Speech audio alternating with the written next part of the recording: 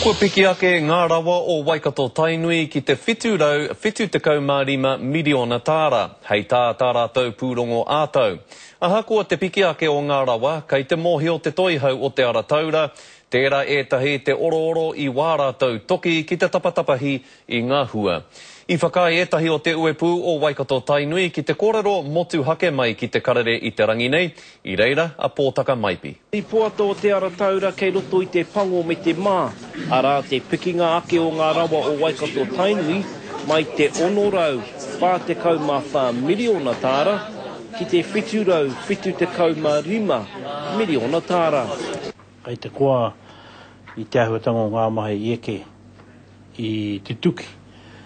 Me te mōhano, kua piki te wāriu o wā mātou rawa.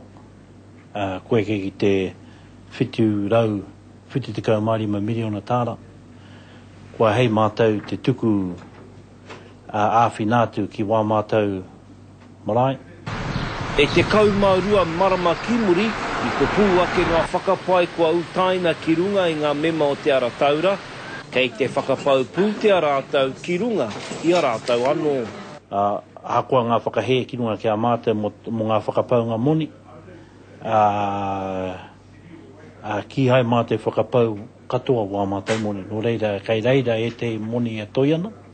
O ngā toinga moni, ka hoki anō ki te āwhinātu i ngā kaupapa. I kōkiritia e te iwina.